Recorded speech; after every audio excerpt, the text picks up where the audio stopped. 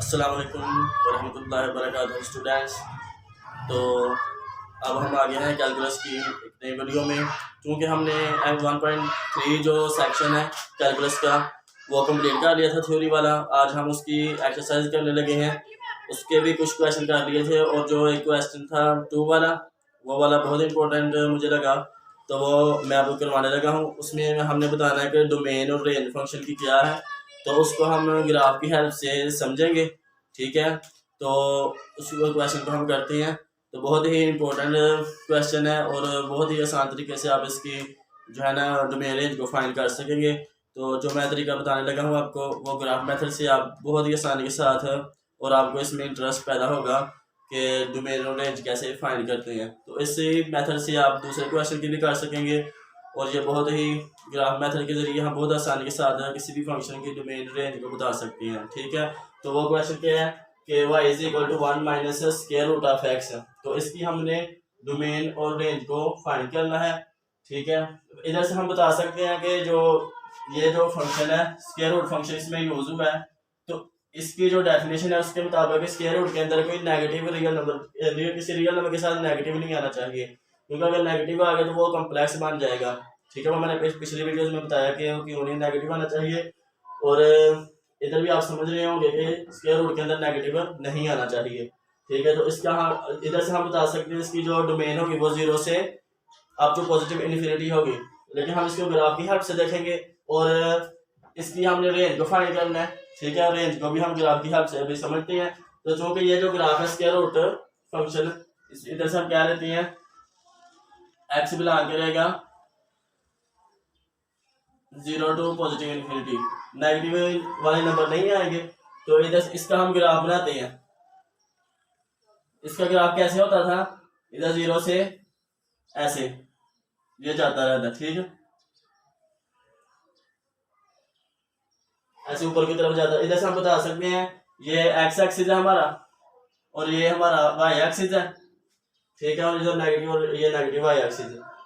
तो हम चूंकि ये देखें हमारे इधर से डोमेन क्या है एक्स एक्सिस पर, एक्स का क्या मतलब होता है फंक्शन में, एक्स एक्सिस पर फंक्शन कहां से लेकर कहां तक जा रहा है। ठीक है, फंक्शन एक्स एक्सिस पर इधर से लेकर इधर तक जा रहा है, सो वन है लाइन, तो ये रो इधर सो वन होता है। ठीक है, इस तरह से ये जो फंक्शन है हमारा वो भी सो वन है। तो ये क्या ले रहा है, इधर से एक्स की वैल्यू कहां से लेकर कहां तक वैल्यू ले रहा है, 0 से लेकर अप टू पॉजिटिव इन्फिनिटी। और अब है इसकी जो रेंज होगी वो क्या है, रेंज वाई किधर से बिलोंग कर रहा है, वाई भी बिलोंग कर रहा है 0 से पॉजिटिव इन्फिनिटी। ठीक है, इसी तरह से हमने ये वाले फंक्शन की जो है ना रेंज को फाइंड करना है। ठीक है, इसकी रेंज जो हम फाइंड करेंगे तो उसके लिए हम क्या करेंगे, y is equal to square root के साथ माइनस लगा तो माइनस का पहले हम ग्राफ बनाते हैं। इसका ग्राफ कैसे होता है, अब क्या जो भी वैल्यू आएगी पॉजिटिव की स्क्वायर रूट के अंदर जो भी वैल्यू आएगी पॉजिटिव वाली उसके साथ जब माइनस लग जाएगा तो वो नीचे की तरफ इधर ग्राफ बनेगा नीचे। ठीक है, तो वो हम बनाते हैं। जो भी वैल्यू हम देंगे इसको तो वो ऐसे का ग्राफ बनेगा हमारा। ठीक है, ये नेगेटिव इन्फिनिटी की तरफ जा रहा है और इधर हमारा जो एक्स एक्सिस पर हमारी जो डोमेन है वो 0 से लेकर पॉजिटिव इन्फिनिटी तक है, लेकिन रेंज हम अब हमारी वाई एक्सिस पर हम रेंज को देखते हैं फंक्शन की वैल्यूज को, यानी इधर एक्स की वैल्यू ये आई और इधर फंक्शन की वैल्यू जो कोई नेगेटिव वैल्यूज होगी। ठीक है, हमें पता है ये जो opposite direction negative number show करती है, तो ये क्या होगी, इधर नेगेटिव वैल्यूज है, ये कोई माइनस ए होगी।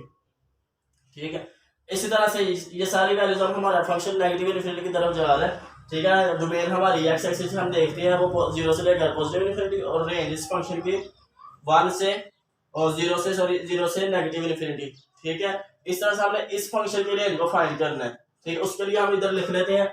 उसके लिए हम क्या करेंगे, एक नंबर ऊपर चले जाएंगे। ठीक है, उसको हम देखते हैं। अगर हम इसको एक्स इंटरसेप्ट और वाई इंटरसेप्ट फाइंड करें तो हम उसकी मदद से हम आसानी से समझ सकते हैं। तो एक्स इंटरसेप्ट के लिए हम जो लाइन वाला मैंने आपको टॉपिक में था स्लो वाले में, ठीक है, उसमें हमने इसको समझा था एक्स इंटरसेप्ट और वाई इंटरसेप्ट क्या होते हैं और कैसे फाइंड करते हैं। एक्स इंटरसेप्ट का मतलब फंक्शन कहाँ पर एक्स एक्सिस को टच कर रहा है। ठीक है, तो जहां पर फंक्शन एक्स एक्सिस को टच करता है उस पॉइंट पर वाई कोऑर्डिनेट हमारा 0 होता है, तो उसके लिए हम y is equal to 0 put करते हैं। ठीक है। ये क्यों जीरो पुट करते हैं तो आपको इसकी रीजन का पता चल गया होगा। तो हम y is equal to zero put करेंगे इस फंक्शन में, तो इधर से हमारे पास आ जाएगा 0 is equal to 1 minus square root of x, तो ये उधर जाएगा -1 is equal to minus square root of x, तो ये आ जाएगा माइनस, ये माइनस माइनस काट गया प्लस हो गए, और दोनों तरफ अगर स्क्वायर ले लें तो ये इसके साथ कट गया और ये हमारे पास x इज इक्वल टू 1 आ गया। ठीक है, यानी हमारा जो ग्राफ है वो x इज इक्वल टू 1 पर कट करेगा। ठीक है, अभी हम बनाते हैं इसका ग्राफ। हमारे पास क्या पॉइंट आया, 1 व 0। ठीक है, एक पॉइंट ये आ गया और एक पॉइंट हम फाइंड करते हैं। अब हम फाइंड करेंगे y इंटरसेप्ट के लिए हम x is equal to 0 put करेंगे। x इज इक्वल टू 0 जब फंक्शन में पुट करेंगे तो हमारे पास आंसर आ जाएगा y इज इक्वल टू 1।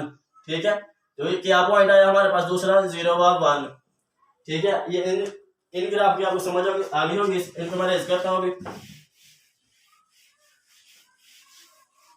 अब हमारा जो x इंटरसेप्ट और y इंटरसेप्ट को हमने इधर करना है, लिखना है।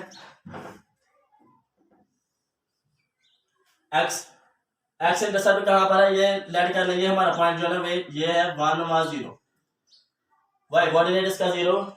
अब हमने y इंटरसेप्ट के लिए हमारा पॉइंट ये लेट कर लें, ये पॉइंट है 0 व 1।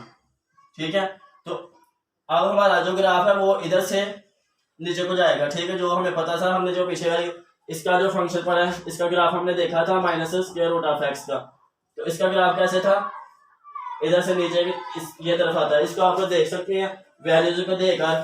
ठीक है, तो इसके लिए हमारा आप जो ग्राफ है ना वो हमारा इधर से लेकर इधर आएगा और इधर से ऐसे बढ़ेगा।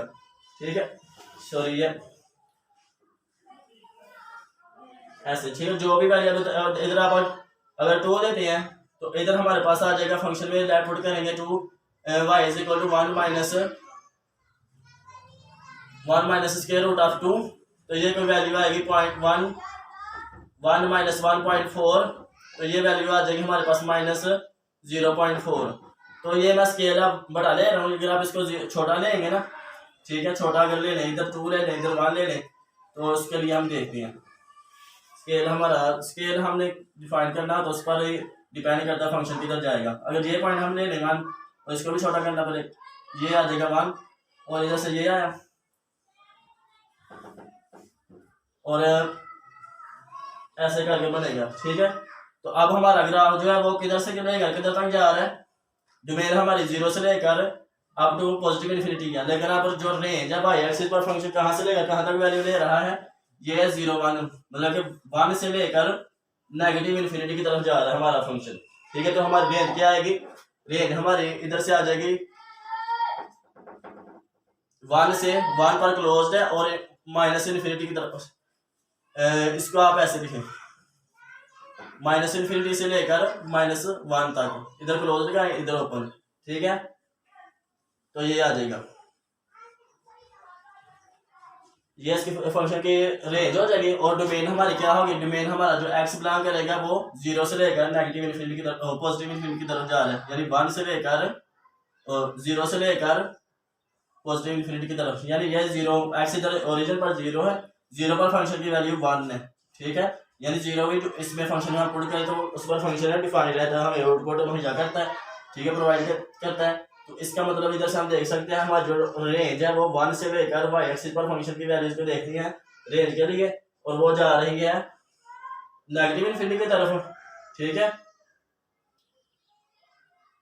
और जो डोमेन है वो हमारी 0 से लेकर इधर तक जा रही है पॉजिटिव इन्फिनिटी की तरफ। तो ऐसे हम ऐसे फंक्शन की डोमेन रेंज को फाइंड कर सकते हैं।